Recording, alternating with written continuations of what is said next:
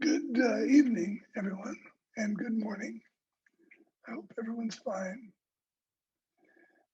This evening, I think I'll read to you number 17, Shokshu number 17, the Rei Seishin. We, as human beings, are given a mind that is directly connected to the universe. This is Rei Seishin. Water, when it settles, can clearly reflect the moon. When our mind becomes calm, Reization expresses itself clearly and unmistakably. Once this mind arises, in that moment, any selfish urges and desires disappear, and the universal mind of love and protection for all things shines forth. Let us polish our Reization. Is my sound loud enough? Okay. So, um, excuse me. These classes have gone on for a year now. I know because I just paid my uh, Zoom fee again. I had to renew it today. It's been a year and we've done a lot of subjects, haven't we? Used to be 3 days a week. I gave you a class, and then now it's two. But Tracy and Carlos are still teaching also. So there's many subjects. Right now we're using Toy Sensei's sayings, but it can be really anything, can't it? Because everything it points to the same thing. A lot of people think, well, so many fingers pointing must be many moons, but no, only one moon. All fingers point to one moon. There's only one summit on the mountain. There may be an infinite number of paths to rise to that summit, but there's only one summit. So for those of you, and you are the ones because here you are, for those of you who have stayed with this class for this year, subject after subject after subject. So that's the nature of our training, right? So that's how we begin to understand that not just all the subjects from this class, but every infinitude of subject that there is in the universe, every one of them points to the same moon, points to the same teaching, points to the same summit. There's only one thing happening, whoever you are, however you're made, whatever your culture is, wherever in the world you come from, it doesn't matter. There's only one thing happening for every single human being in the universe. And every subject we cover points to that one thing. Of course, there's a reason why there are so many fingers pointing, because it's nearly impossible to understand what that thing is, to actually experience it. Yeah, we get glimpses, don't we? But to actually live in it, very difficult. So tonight, as you know, our subject is the saying from Kuichitoi Sensei, etiquette is the impeccable state of an open mind. Sayaka, are you here? Yes. Would you read that in Japanese, please? 礼儀とは心身に隙のない状態にて動作すること。Ah, thank you. Very beautiful. Thank you. So, the basic rules of etiquette are different for every culture. So, what works in one dojo doesn't necessarily work in another dojo. Although in Aikido, maybe they're fairly constant, but believe me, I've taught all over the world, and they're quite different etiquette requirements wherever I go, right? But they're all aimed at one thing. So it doesn't really matter, right? They all aim at learning to respect and connect with each other, right? So that's, again, connection, as you've heard so many thousands of times, is the essence of Toy Sensei's teaching. It's the essence of O Sensei's teaching. And O Sensei, his way of saying it was, he said, courtesy is the essence of our practice. Yeah. And love and peace. He always talked about a harmony of peace and love in your hearts. So we don't always talk about that way. Because, by God, we're martial artists.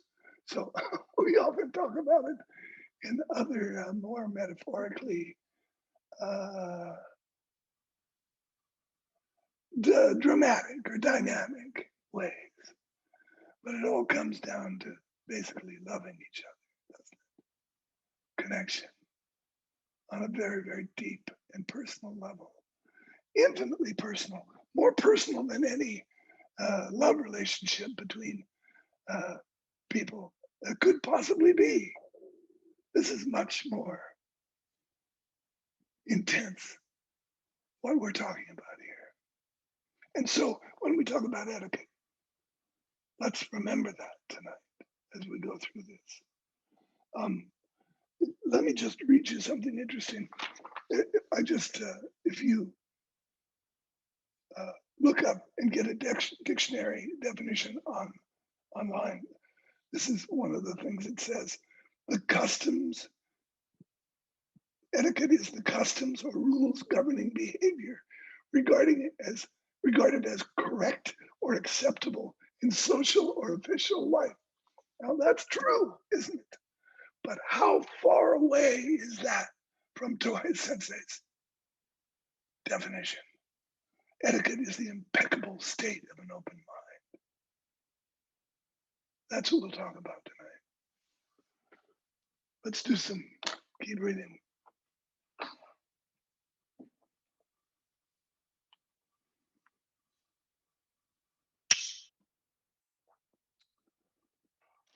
All right.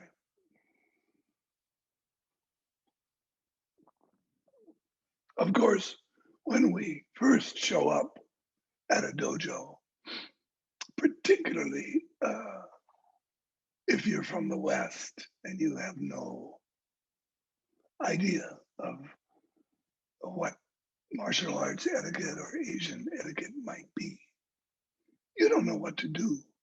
I remember I didn't know where, when to bow, who to bow to, who to call sensei, who not to call sensei. I didn't know any of the rules that I was supposed to be following to respect the dojo because, of course, this connection I'm talking about is not just with people. No, it's not just between people. It's with the bokken. Before you pick that bokken up, you must have the connection established already. How do you know how to do that? Well, first of all, you're told the rule is don't just casually go pick up a bokken. Send your mind to the bokken first, go over and pick it up. So there's no gap between your mind and the actual action. That's the rule. That's the form. Okay, that's kaisho. So everything in our practice has a kaisho, gyosho, and sosho within it. It has these three stages, doesn't it? And in fact, probably everything in your own work, if you really look at it, no matter what it is, it's also governed in the same way by kaisho, gyosho, and sosho. And it's always interesting to look at what you're doing, how you're driving your car, how you pull weeds in the garden, how you cut your onion, how you make your recipes to cook with. That's something I think about. But you think about whatever you like. It's all the same. You're going to have kaisho, you're going to have gyosho, and you're going to have sosho.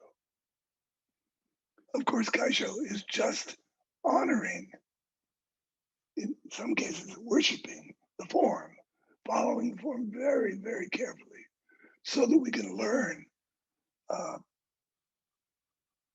learn to perform the form or follow the rules as a kind of second nature. So we don't have to think. We don't have to be horribly self-conscious about it. When we begin to move beyond that self-consciousness, that self-watching in whatever activity we're doing, in this case, following the rules of etiquette, then we can say we're entering into gyosho. Because in gyosho, then there's suddenly an experience that's carrying some meaning for us. In other words, we're beginning to have a little joy, a little bit of fun in what we're doing. Maybe we're not too ecstatic yet, and we keep getting corrected because we still haven't got the form down perfectly yet. But we're beginning to enjoy this. So maybe now we're Sandan, Yondan, somewhere in there. And then finally, of course,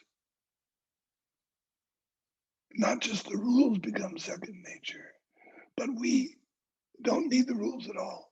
We can throw them away, actually. Of course, they won't go anywhere, will they? But we still can throw them away. You can take that training manual of mine and burn it, but only when you reach social, please. Then you don't need the book. You don't need the rules anymore because it's an organic part of you. Because now you're living one with everything. So you're automatically respecting, you're automatically listening to each and every person. You're automatically connected, not just, as I say, with people, but with your glasses when you put them on. You don't poke yourself in the eye. With your bouquet, when you pick it up, you experience it as being part of you. So, and this is kind of like we have these 4 rules of practice I give you all the time. Excuse me. Show up, number 1. Show up. Open your heart and your mind to whatever is happening impeccably, please. Impeccably, of course, means faultlessly or perfectly or completely connect. Not a little bit, but with your whole mind and body. So open your heart and mind.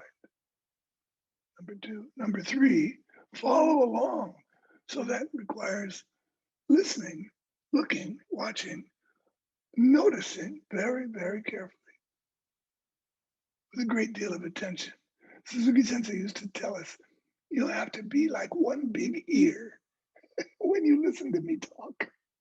Well, he would tell us that. Because, of course, everything is the same thing. So even though I try to say it different ways, I'm really just saying the same thing to you over and over. So it's easy to think, oh, I know that already.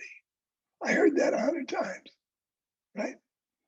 But no, you got to listen more carefully, look more deeply, notice more completely.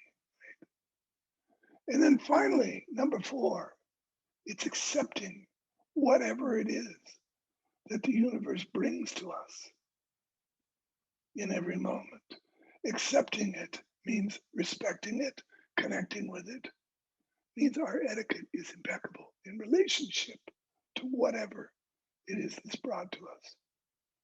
If it's an automobile accident out on the highway, or you're helping a friend in this rainstorm, which seems to have returned to Haiku again tonight, it's overflowing my gutters again. Whatever it is that's going on in your life, that's it. You don't really have to go to the dojo, actually. But please keep coming to the dojo. Are you getting the picture here? I hope. It's not something foreign to us. It's our very nature that etiquette is pointing to. Everybody wants to love and be loved. Everybody wants to be connected with everyone and everything in every moment. Don't you think so? Of course. This is our deepest dream. This is our greatest wish. This is the great hope in our life, is to understand and experience true, impeccable etiquette.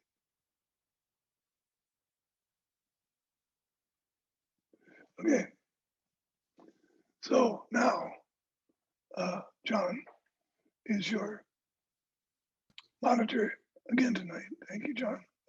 Please listen to him, and he will put you in your rooms. Hello, Sensei. I was in Hello, room. Ilaria. We had Roy, Vernon, Jan, and Lucky, and we all kind of shared what we thought about this. Someone said, Vernon was saying, when we're visiting another country, for example, or participating in another culture, it's important to adapt to the etiquette of that culture instead of imposing the way we learn things. And that takes lots of paying attention and lots of connection to figure out what other people are doing around you and follow suit. And I was sharing that, I'll just say what Roy mentioned. He noticed that with children in the dojo, you notice if they're paying attention by how they place their slippers. So if they're not paying attention to like etiquette with slippers, then it kind of reflects that they're not paying attention, period. So I thought that was an interesting example of etiquette and our training. And I shared that I still feel like I follow the rules very kaisho, like I follow the rules for the sake of following them. But you were talking about how, well, I think of it as at some point there must be a transition from following rules for the sake of following them to living that etiquette from like a deeper sense, a deeper place. And Lucky shared that he felt like he was just starting to make that transition right before COVID started and classes ended.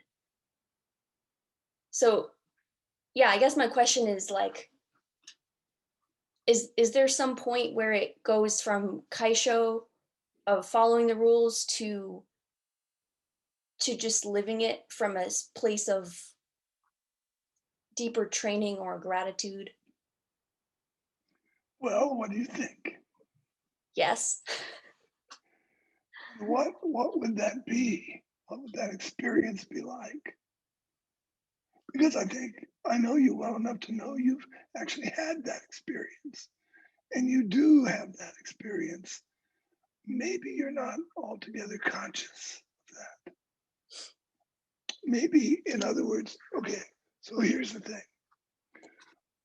We get used to training a certain way, and we actually move on from that way and begin to incorporate a much deeper and more inclusive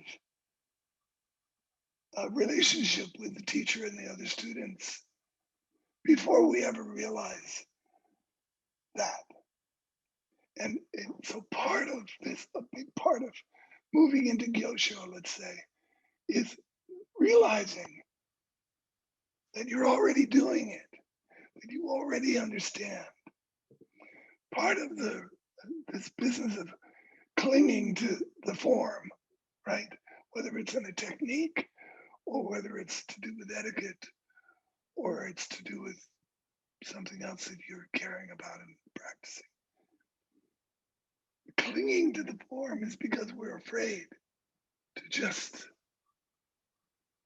we don't trust ourselves to just go for it.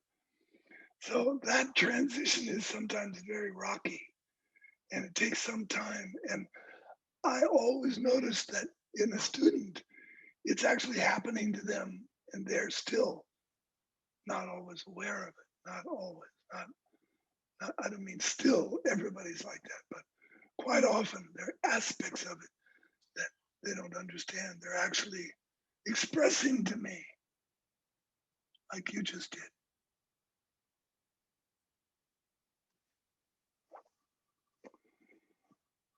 Okay, social is another matter. It does take time. And maybe for many people, it won't happen in this lifetime. I don't know. I mean, that's not a judgment. I just noticed that that happens for a lot of people. It just never comes about. Because it takes so much courage to let all of that go and trust that whatever happens will be okay, is appropriate and timely, you know. Okay, I think that's enough about that. Thank you, Sensei. Thank you very much. Hello, Sensei. Fincher here. Hi, Fincher. Group 2. Hello, everybody. My group had Sally, Vitali, Jack, and myself. And yeah, it was a very good discussion as usual. We were kind of tempted to talk only about what does this statement really mean? What are they trying to say here? You know, what does etiquette mean? And what does an open mind mean? But luckily we didn't have enough time for that. So we spent a little time on that. And then also everybody sort of applied it to what it brought up in their lives, you know, how it applied, their understanding of it, how it applied to them in their lives. And it was a nice combination of examples. Jack actually initially thought of an open mind as an orderly mind. And I think that was pretty appropriate because etiquette has order to it. The kaisho, well, all aspects of it does, but especially kaisho. It's a list of rules for order, right? And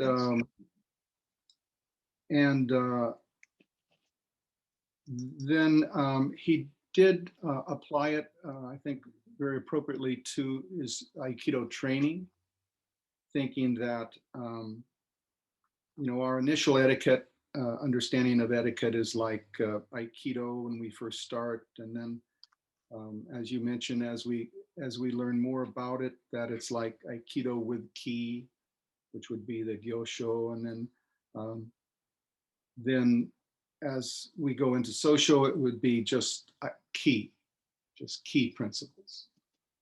And visually, I think that was a good perspective of that. Jack did actually notice in Hawaii that there is a lot of just natural etiquette. I think it's a cultural thing that people, in a sense, they have it because they were bred with it. They don't have to think about it. And that's sort of the perspective that I think we'd like to get to. Sally shared an experience of complete non-etiquette, that a group of people came into a hot tub in New Zealand that she was sitting in and basically took over the whole thing, pushed her aside and just jumped in. She said it was shocking to her. Not that she was critical of it in a sense. It was just the impact it had on her space. And I thought that was really interesting because that's so much the case when we experience an encounter where a person doesn't have any connection. They're just thinking about themselves. And it's impactful to us, I think. And that was a very, I think, a very interesting perspective. And then Vitaly had an observation of his own, that he had etiquette. Basically, he's always considered it just kaisho, that etiquette is just a list of rules to follow. And he was very interested and intrigued that and curious about what this etiquette is, what actually is the definition that's contained in this statement. And I thought that was a really nice step to take. So I guess my question would be, if you could maybe talk more about this definition of etiquette. I know you told us it's connection, that's all it is. It's what we're studying, but outside of that, maybe can you expand that even a little bit more? That would open up the understanding of this statement. Yeah. I do want to say, I will do that. And I've got some stuff here I can give you that we can go somewhere. But I just want to just mention first, let's not forget that what we consider in our culture to be completely unconnected might not mean that in another culture. For instance, have you ever been on an airplane with a bunch of Chinese people? Okay, Chinese nationals have a different way of interacting than we do. And often I've heard Westerners take great exception to this. Perhaps even I myself in the past have taken exception. But it's really my ignorance. It's my ignorance of their culture and the way they line up in queue, for instance. The British are very into queuing, and we are supposed to be into queuing. Chinese don't queue. That's not appropriate. That would be stupid in their culture. That would be rude to just all get in a line and make everybody stand behind you. So just imagine, take Sally's hot tub experience, for instance. Maybe it was exactly what she said, but it also might have been a bunch of free spirits that had a different sort of idea about how things like that are done. Just wanted to mention that. We want to keep an open mind. So one of the things about etiquette, since it's so rule-oriented and since it's so form-oriented, is that we can become very judgmental about it. Like if you're not following the etiquette, you get screamed at in the dojo. Yeah, so I'm sure I can take responsibility for some of that. Now, let me read you a couple of things here. There's three different translations. Now, these are not definitions. These are translations. So very interesting. Number one, etiquette means to act in a state where there is no gap between body and mind. Number two, this is another website that does translation. Etiquette is to work in a state of physical and mental health. You can see the similarity between those two. Yes. Now here's the third one. And this one I got from someone at headquarters when Sayaka and I were working on the translation. Etiquette is to be in a state of mind and body unification. So that's literally what it says. Etiquette is to be in a state of mind body unification.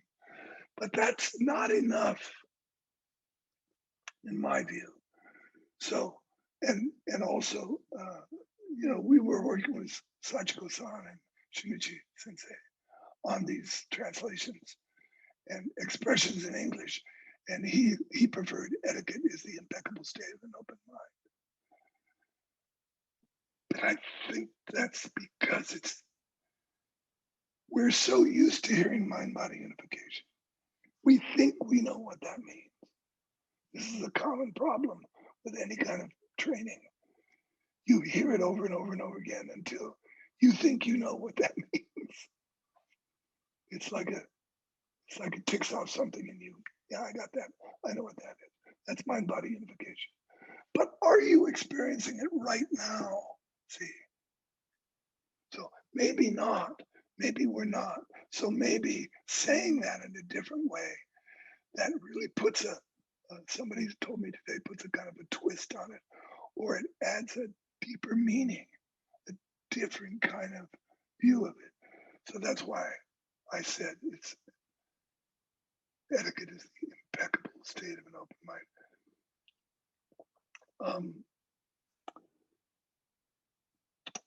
So this is not really redefining etiquette, but when we are practicing, Fincher, we holding my wrist, or when we're doing standing kokidosa, and you hold my wrists, and I need my objective is to move forward.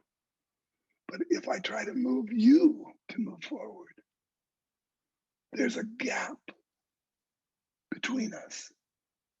There's a gap between my mind, my state of mind, and my physical body, the action of my body. That gap makes a space. When I think I am separate from you and I have to do something to affect you, that would be a totally incorrect way to think about etiquette. You are not separate. You are not overcoming separation by following etiquette. That's what you do when you follow the rules. That's kaisho. That's when you really don't understand at all. Then you follow the rules. But once you begin to be connected and feel that, have the experience of no gap, no space between you, then whatever you do, the whole universe does. Or whatever the universe does, you do. You can say it either way. It's the same. And he calls that unification.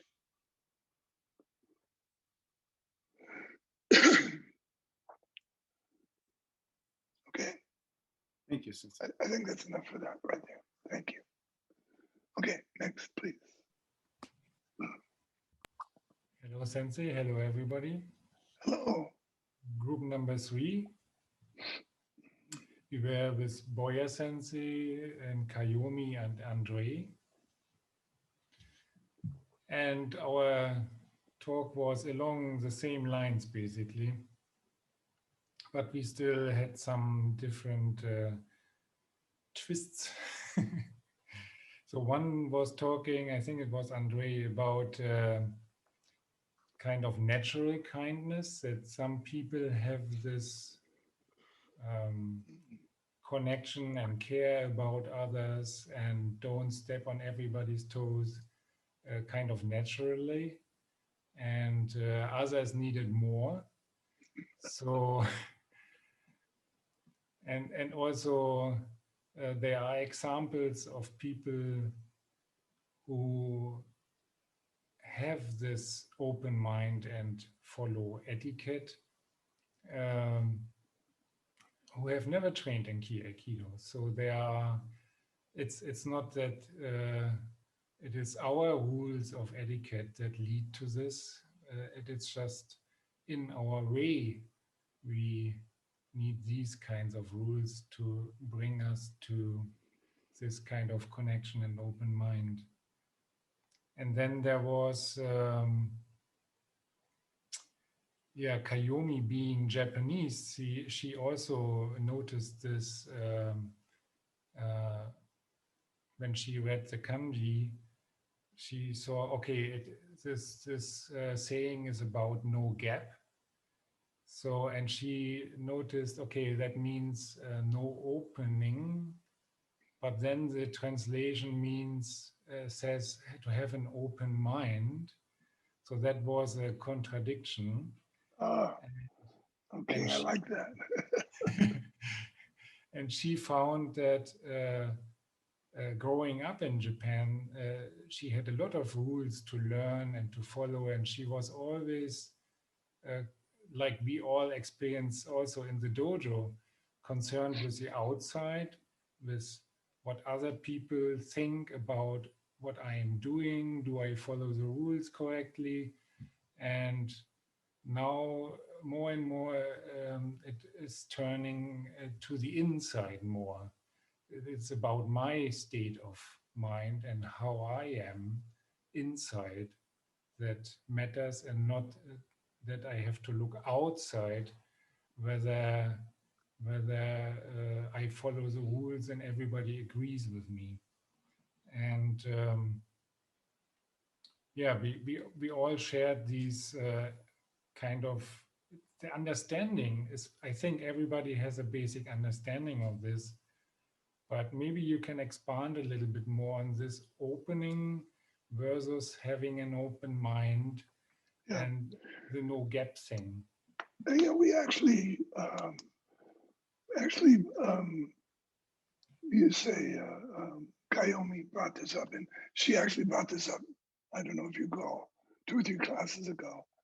The same thing. She said she felt very, very nervous about, that if someone is attacking me, there's emotionally or verbally even, there's a poison that's going with me. So I feel defensive. So this is basically the same instinct I'm just answering my Kayomi right now, but this is basically the same instinct, and it makes for this, and it's very common in people throughout the world, this misunderstanding that by being open, you are vulnerable to attack. The way to be invulnerable to attack is to be completely open. That's why impeccable state of open mind is truly mind body unified with no gap. So in other words, it's easier to understand if you think about someone that you are close to that knows just how to push your button, that makes you resist, and you react, right? So that button is an opening. It's a defensive mechanism that you've put up to protect yourself. But when it gets jostled like this or poked, then it causes this reaction. So it's not safe. It feels safe, like I need to do this to protect myself. I don't want to talk about that. Don't bring that up. I don't want to go there. Why do you keep bringing that up? Well, it keeps being brought up because you're protecting yourself from it. So, of course, this doesn't make any sense at all to the human ego mind that is only concerned with its own pleasure and protecting itself against any kind of pain. Yes, but that's not freedom, that's bondage. So we're looking for true freedom. So true freedom means opening yourself completely, being willing to risk being completely vulnerable and open, and standing up for it and being courageous and present with it. So it takes guts to do this, but it's the only way to live. To me, I don't see. I mean, I'm not perfect, but I do notice the areas in my life where I have a protected mechanism that pops up, and I know it's big trouble when it arises.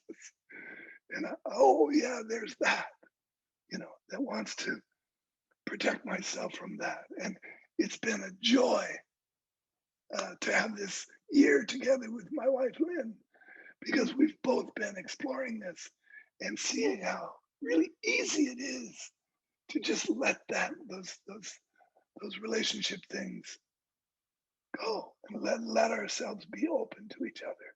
Now, of course, that takes two to tango. and it's hard to do, but that's what you work on.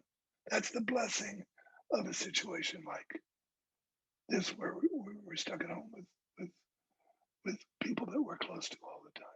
Okay, that's enough about that. Listen, this is the principle of non-dissension. We will cover it 1,000,000 times. Okay, next group. Thank you.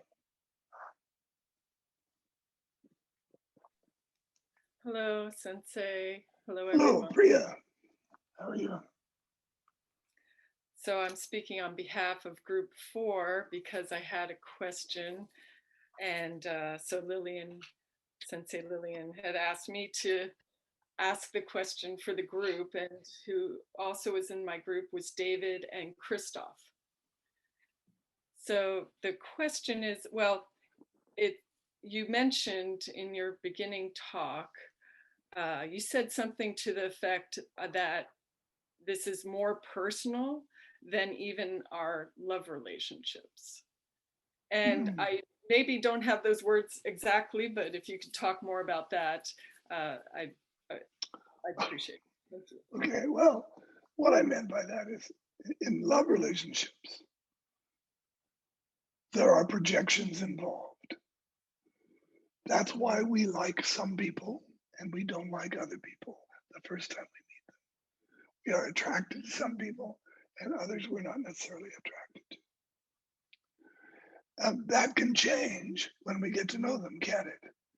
People that you think are really cool can end up to be kind of jerks, and people that you think are not cool can actually be quite freeing to know them. But in a love relationship, there are expectations on both sides. And when you meet those expectations, you get to keep that relationship. When you fail to meet those expectations, you may lose that relationship.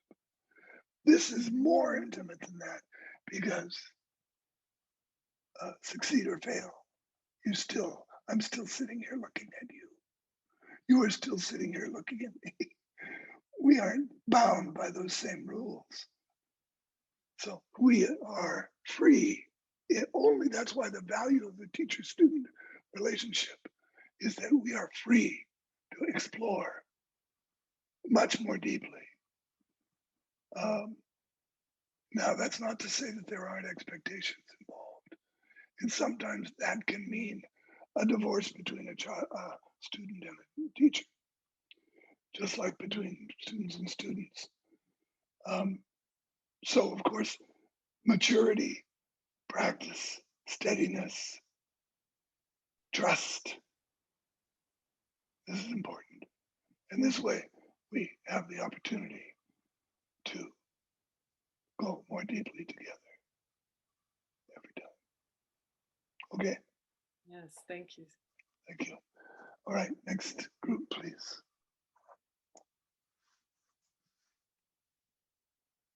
Is there another group? Yeah, Yes. it's me, Joelle. Ah, Joelle. Yes. So I was in group 5 with Gloria, Alexi, and John. Actually, Tracy joined us at the end, but he had hardly any time to talk. So,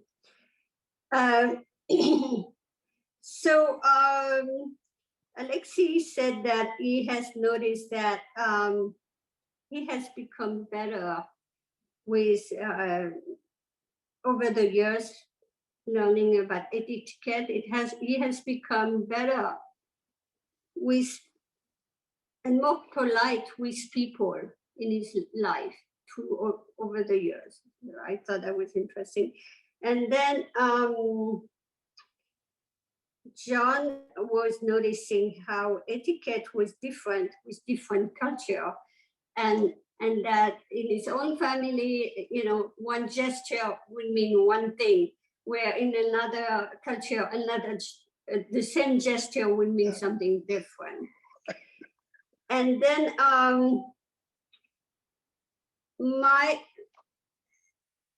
what I was bringing it was, what came up with for me was I was wondering what was the relationship or difference between etiquette and discipline and self-discipline. And what I was saying that I don't think I have ever had any problem with discipline in my life, but I did have problem with etiquette. Yeah. And like etiquette felt like something imposed, and something that sometimes I was resenting a little bit to follow etiquette. Not necessarily at the dojo, because at the dojo I felt I was there for that. I mean, it was clear. But in general, etiquettes in different culture, and and I've lived in different cultures, so I've thought, what for, what. But anyway, over the years, I have noticed that the gap between etiquette and discipline has gone shorter. It has become more one in a way. And Gloria was actually saying that for her, etiquette was a form of discipline, but not all of it. Okay, let me say something about this. All right, first of all, the phenomenon of discipline is that it's something that we have to do to get ourselves to perform at a certain level until we learn to love it. You don't have a problem with discipline because you love what you do. So you're very disciplined, but it's not discipline. It's just love. Okay. So in Aikido, I don't need any discipline. I just love it. I don't have to go, oh, I better get up and do my meditation. No. I don't need that anymore. There was a time I had to, I needed discipline. Okay, so same thing with etiquette. So etiquette is the same story in the beginning. It's kaisho, gyosho, sosho, folks. For everybody, it's the same. In the beginning, it's like discipline. You have to learn the rules. You have to learn what you need to do in order to be able to perform on a certain level, on an Olympic level or whatever you're doing. But that only lasts as long as you haven't learned to love connection with people. When you really learn to value loving people and being connected with them, you don't need any etiquette. That's just like, what the heck is that for? That's just a silly old idea. But it's very important for new students. So as many of your teachers, it's very important that you, particularly like you are a teacher of children. Roy was saying something about children and their slippers. And it's really easy to tell. They need discipline, of course. So, but, not just kids, adults, when they come to the dojo, also need to learn discipline. They need to learn etiquette as a form. And then for all of us, these more advanced stages come about only if you learn to love something. Truly love. Now, Priya was asking me about, love relationship. Well, if it's a really true love relationship, okay, then it's the same. You can go into deep areas. But if you have boundaries that you've set for each other, you can't go anywhere. So, let's be fair. I do have boundaries that I follow. For instance, in our private meetings, I don't go to certain, because certain things are inappropriate. But I've had to learn that because nobody taught me that. Nobody taught me that. You have to learn how to be with people. But it doesn't really work until you love being with people. And when you love being with people, then you're always appropriate. Put it that way. Somebody said at some point, well, you know, you've got to learn to respect other people's culture. That's for sure you do.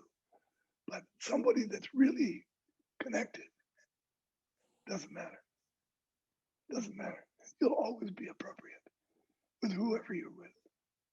It's just it's the getting there that's very difficult. Okay, I think that's enough. I think, John, that those are all the groups, right? So listen, thank you very much. This was fun tonight. Once again, a subject that we love, or I love. All right, so thank you very much. Don't want to get to this too much. Bye-bye.